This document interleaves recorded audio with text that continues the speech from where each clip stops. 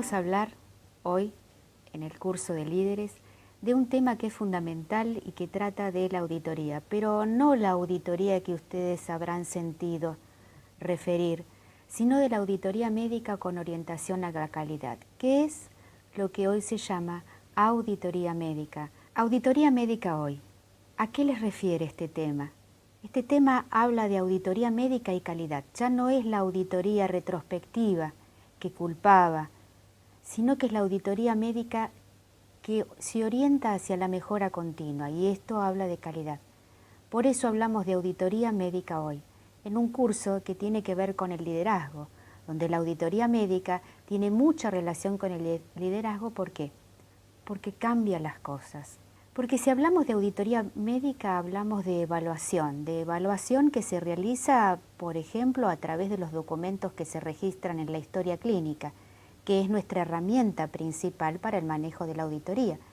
Pero al hablar de la auditoría, estamos hablando de definición de expectativas, de comparar con la realidad y en función de ello de introducir cambios.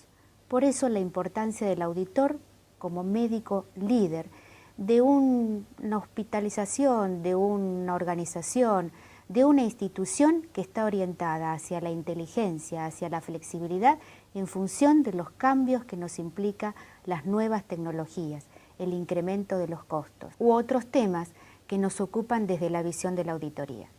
Y así estamos hablando del ciclo de la auditoría. Ustedes habrán escuchado del ciclo de Deming. Bueno, el ciclo de la auditoría no difiere mucho del ciclo de Deming. Se trata de hacer el diagnóstico de la situación y en función del diagnóstico de la situación de hoy, comparar con lo que debería ser. Es lo que tenemos con lo que debemos ser. En función de eso, incorporamos cambios. Para los cambios necesitamos un auditor líder. Para los cambios necesitamos a una persona que con un rol multifacético lo que tiende es a cambiar paradigmas. Y aquí está la importancia, vuelvo a repetir, del liderazgo con el auditor. El cambio de paradigmas. El dejar la frase, esto se venía haciendo así, ¿por qué lo tenemos que cambiar? Hay que cambiarlo porque la idea es mejorar. Cambiar implica generar acción, pero generar acción viendo los desvíos, modificando la actuación de la gente, pero sin generar culpas en la gente. Se trata de objetivamente cambiar las cosas. Y aquí viene el otro concepto, que es ¿por qué cambio las cosas? Vuelvo a repetir, porque quiero mejorar, porque quiero flexibilizar la organización lo suficientemente para tratar de adecuarme al entorno que me rodea. Pero no lo puedo hacer de una manera subjetiva, lo tengo que hacer de una manera objetiva. Y entonces aquí aparece el nuevo paradigma. ¿Cuál es? Lo que no está escrito no se considera realizado. Esto me va a permitir a mí ser un auditor con objetividad. Y decíamos que el auditor cambia y para cambiar tiene que alinearse con la organización. No es cuestión de cambiar porque sí, hay que cambiar porque hay que alinear. Hay que crear una visión compartida, hay que dirigir la acción enfatizando ¿qué? Enfatizando los procesos. Esto implica el paciente que ingresa a la organización, que pasa por distintas etapas que le comprometen un valor agregado. No es generar un eslabón más a la cadena que lo único que va a hacer es incrementar la burocracia. Se trata de generar eslabones y analizar los procesos para que cada eslabón genere un valor agregado. Y entonces dirían ustedes, bueno, pero el auditor, ¿qué es lo que hace? Y sin lugar a duda, hace muchas cosas y tiene que orientarlas todas y alinearlas con la organización. ¿Por qué? Porque negocia. ¿Por qué? Porque capacita, porque controla, porque hace el seguimiento. Esto hace que el auditor tenga una visión sistémica y un compromiso con la organización que pasa a través de lo que ustedes conocen como inteligencia emocional. No se trata de ver un tema y de decir esto es culpa de alguien, se trata de ver qué es lo que impacta a lo largo de todo el proceso de atención que hace que posiblemente el último de la cadena haya tomado una decisión incorrecta. Y hablábamos de decisiones objetivas y hablábamos de decisiones que se basaban en lo que estaba escrito. Por eso, otra de las funciones del auditor es permitir que la gente escriba, registrar, sistema de información.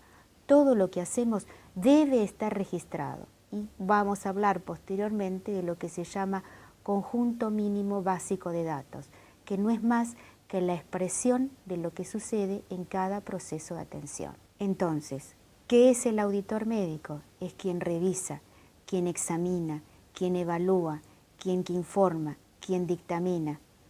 Y en función de eso genera ¿qué? Observaciones y recomendaciones. ¿A quién? Al jefe del servicio, al director médico, a cualquier persona con la cual se haya detectado un problema en su servicio y él tenga que juntar a la gente que participa en ese problema y tomar una decisión, que es cuál, normatizar, evaluar, disminuir la variabilidad de atención para que todos vayamos en conjunto con una misma línea de dirección. Esta es la idea, que todos sepamos que tenemos un objetivo y que ese objetivo lo tenemos que cumplir, simplemente ayudando, registrando, evaluando, comprometiéndose y capacitando a la gente que participa para lograr ese objetivo. Entonces, identificar, definir, medir y controlar, ¿para qué? Para disminuir el error. ¿Cuál es la idea?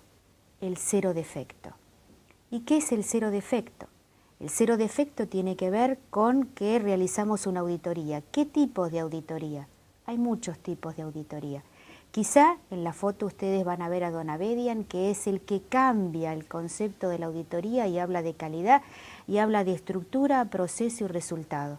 Pero para ese logro de cero defecto en la estructura, en el proceso y en el resultado, vamos a tener distintas herramientas de actuación.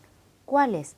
Una auditoría interna o una auditoría externa, que no es más que evidenciar el proceso de la auditoría desde yo mismo que pertenezco a una organización o cuando voy a ver a otra organización. Otra opción, la auditoría programada o la auditoría inducida. La auditoría que hago todos los días o bien la auditoría que surge porque hubo un evento adverso, porque alguien que no debería morirse se murió y tengo como auditor que ir a ver qué es lo que pasó. La otra opción, quizá la más conocida por ustedes, es la auditoría de facturación o la auditoría de terreno, que no es más que evaluar la historia clínica en el primer caso para tratar de ver si se ajusta o no a la normativa de los convenios establecidos y en función de eso establecer los débitos, o por el otro lado la auditoría de terreno que complementa la auditoría de facturación y lo que tiende a hacer es ir a ver el paciente.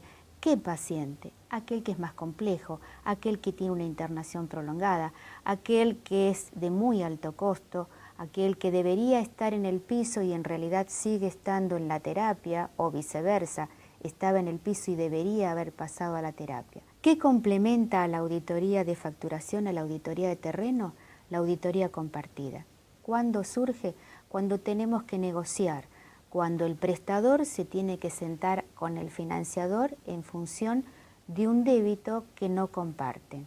Y ahí se trata de aplicar la negociación ganar-ganar. Yo gano y él gana. Esta es la idea. Esto habla de calidad. Esto con que se complementa con la auditoría de convenios. ¿Qué son las auditorías de convenios? Aquellas que realizamos para tratar de ver cómo se van a pagar las prestaciones. Si vamos a analizarlo por cápita, si vamos a analizarlo por prestación, si vamos a incorporar cuál o qué prestación dentro de un aspecto modular del convenio. Todo esto está orientado ¿a qué? A la calidad, a la mejora continua, a satisfacer no solo al cliente interno, sino también al cliente externo. Si queremos ser más específicos, podemos estar hablando de la auditoría de estructura y entonces hablamos de los materiales, hablamos del recurso humano, hablamos de los recursos económicos o hablamos de los recursos organizativos. Surgen palabras como la habilitación, la acreditación, la certificación. Todo esto que lo vieron ustedes en el área de calidad. ¿Cuál es la función de la auditoría? Controlar. Y controlar implica ver objetivamente si todo eso de lo que estamos hablando se está cumpliendo, se está ordenando, se está alineando con los objetivos de la organización. Y dentro de esa alineación con la organización no podemos dejar de lado al tema de los procesos. Procesos no solamente científicos, sino de administración, de hotelería y de satisfacción del cliente. Todo esto complementa el conjunto de lo que se corresponde a la auditoría orientada al cómo se hacen las cosas. Antes en la estructura vimos qué se necesita para hacer las cosas y ahora estamos viendo la auditoría de procesos, cómo se realizan las cosas. Y finalmente, para terminar, tenemos la auditoría de los resultados, que ustedes lo van a ver a través de los famosos indicadores. Indicadores que me pueden estar hablando del producto final, que puede ser un egreso o una consulta, o de un producto alejado, como puede ser la reinternación del paciente cuando aparecen complicaciones, y ni que hablar de la calidad de vida que puede resultar de un proceso posterior de rehabilitación. Clásico ejemplo, el ACV que se interna, que no se atiende en tiempo y forma porque no llega a la organización en tiempo y forma y obliga luego a realizar una rehabilitación, con todos los inconvenientes que tienen si esa rehabilitación no se logra al 100%. En síntesis, la auditoría médica lo que busca es asegurar la calidad. ¿Cómo? Con una supervisión operativa, midiendo productividad y orientada hacia la educación. ¿Para qué? Para la mejora continua, en un marco de colaboración del trabajo en equipo, porque lo que busca la auditoría médica es la atención con calidad. Y finalmente les dejo dos frases que tienen que ver con el liderazgo. Una de John Maxwell, que habla de que la prueba del líder es la capacidad de reconocer un problema antes que se produzca. Y la excelencia de un líder se mide por la capacidad para transformar los problemas en oportunidades, a partir de la definición de Peter Drucker, uno de los gurús de la calidad.